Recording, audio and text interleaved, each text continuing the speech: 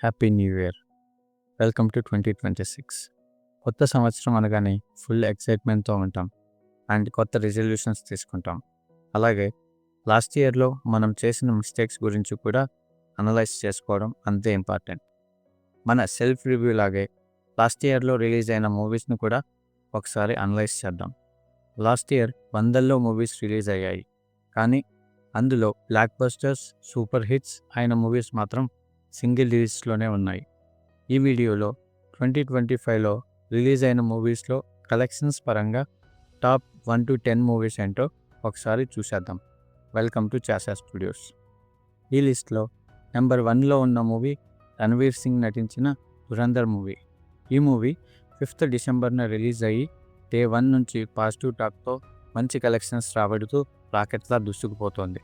250 కోట్ల బడ్జెట్తో తీసిన ఈ మూవీ ఇప్పటికే 1000 కోట్లకు పైగా కలెక్షన్స్ వసూలు చేసి 2025 బెస్ట్ ఫిలింగా నిలిచింది. ఇది ఒక రియల్ స్టోరీ ఆధారంగా తీసిన spy thriller movie. Length 3.5 hours అయినా ఎక్కడా మూవీ బోర్ కొట్టదు. ఒకవేళ మీరు ఇంకా ఈ సినిమా చూడకపోతే వెంటనే చూసేసేయండి. ఓటీటీ కోసం వెయిట్ చేస్తున్నట్టయితే జనవరి 30 దాకా ఆగాల్సిందే. ఈ మూవీ నెట్ఫ్లిక్స్లో స్ట్రీమ్ కాబోతోంది. ఫస్ట్ పార్ట్ సూపర్ హిట్ కావడంతో movie makers part 2 shooting already start చేశారు అండ్ రిలీజ్ డేట్ కూడా అనౌన్స్ చేసేసారు. వీళ్ళు చెప్పిన టైంకి వస్తారో లేక పోస్ట్పోన్ అవుతుందో చూడాలి మరి. నెక్స్ట్ టాప్ 2లో ఉన్న movie Kantara a legend chapter 1.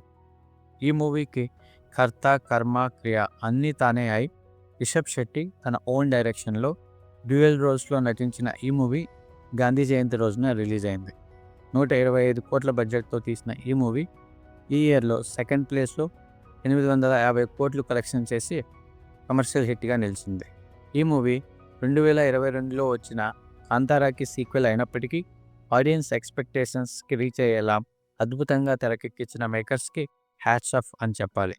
ఈ మూవీ అమెజాన్ ప్రైమ్లో అవైలబుల్గా ఉంది. ఒకవేళ చూడాలనుకుంటే చూసేయండి. ఈ లిస్ట్లో టాప్ 3లో ఉన్న మూవీ వికీ కౌశల్ నటించిన చావా మూవీ. వికీ కౌశల్ ఎప్పుడైతే కత్రినా కైఫ్ను చేసుకున్నాడో దాని తర్వాత ఆయన స్టార్డమ్ మరియు గ్రాఫ్ విపరీతంగా పెరిగిపోయాయి.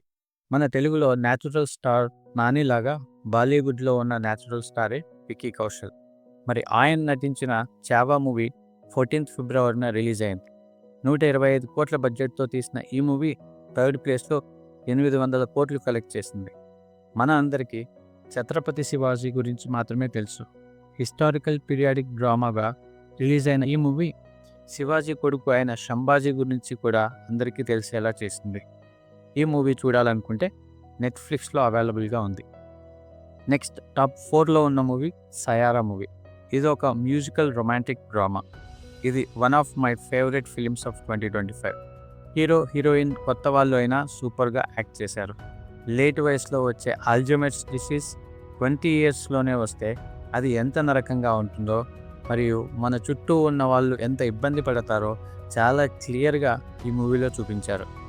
ఈ మూవీ 45 కోట్లు బడ్జెట్ పెట్టి తీస్తే ఏకంగా 580 కోట్లు కలెక్ట్ చేసింది. ఈ మూవీ మీరు మిస్ అయ్యంటే తప్పకుండా చూడండి. ఇది నెట్ఫ్లిక్స్లో అవైలబుల్గా ఉంది. ఈ లిస్ట్లో 5th ప్లేస్లో ఉన్న మూవీ కూలీ. లోకేష్ కనగరాజ్ డైరెక్షన్లో రజనీకాంత్ హీరోగా తీసిన ఈ మూవీకి దాదాపు 350 కోట్లు బడ్జెట్ అయింది. పాన్ ఇండియా మూవీ కాబట్టి అన్ని లాంగ్వేజెస్ని కవర్ చేయడానికి నాగార్జున, ఉపేంద్ర, శోభిన్, అమీర్ ఖాన్ లాంటి పెద్ద స్టార్స్ని తీసుకోవడం వల్ల ఈ మూవీ బడ్జెట్ బాగా పెరిగిపోయింది. మూవీ యావరేజ్లా ఉన్న రజనీకాంత్ స్టార్డమ్తో ఈ మూవీ 500 కోట్లు కలెక్ట్ చేసింది. మీరు చూడాలనుకుంటే ఈ మూవీ నెట్ఫ్లిక్స్లో స్ట్రీమ్ అవుతుంది. 6th ప్లేస్లో ఉన్న మూవీ వార్ 2. అయాన్ ముఖర్జీ డైరెక్షన్లో హృతిక్ రోషన్ మరియు కియారా అద్వానీ హీరో హీరోయిన్గా తీసిన ఈ మూవీకి దాదాపు 350 నుంచి 400 కోట్ల వరకు బడ్జెట్ అయింది. ఇందులో కూడా star casting junior NTR, Anil Kapoor వాళ్ళు ఉన్నా కానీ ఈ మూవీలో ప్రొడ్యూసర్స్ పెట్టిన ఖర్చు మీకు విజువల్స్ రూపంలో, యాక్షన్ సీన్స్ రూపంలో క్లియర్గా కనిపిస్తుంది. ఈ మూవీ యావరేజ్ అనిపించేలా ఉన్న హృతిక్ రోషన్ మరియు జూనియర్ ఎన్టీఆర్ వల్ల స్టార్డమ్ తోటి 350 కోట్లు కలెక్ట్ చేసింది, కానీ బ్రేక్ ఇవన్నీ సాధించలేకపోయింది. మీరు చూడాలనుకుంటే ఈ మూవీ నెట్ఫ్లిక్స్లో అవైలబుల్గా ఉంది. ఈ లిస్ట్లో టాప్ 7లో ఉన్న మూవీ మహా అవతార్ నరసింహ. ఈ మూవీ ఈ ఇయర్లో ఒక అద్భుతం అని చెప్పుకోవాలి. ఇది ఒక యానిమేటెడ్ డివోషనల్ ఫిలిం. ఈ మూవీ ప్రొడ్యూసర్స్ ఎంతో నమ్మకంతో సంపాదించిన ఆస్తి అంతా ఖర్చు పెట్టి క్వాలిటీలో ఎక్కడా కాంప్రమైజ్ అవ్వకుండా దాదాపు 30 కోట్లు ఖర్చు పెట్టి తీశారు. జూలైలో రిలీజ్ అయిన ఈ మూవీ యానిమేటెడ్ మూవీస్కి ఒక ప్రాణం పోసింది. ఆర్టిఫిషియల్ ఇంటెలిజెన్స్ ఫాస్ట్గా గ్రో అవుతున్న ఈ రోజుల్లో ఇలాంటి మూవీస్ మనం ముందు ముందు చాలానే చూడబోతున్నాం. ఈ మూవీ 325 కోట్లు కలెక్ట్ చేసింది.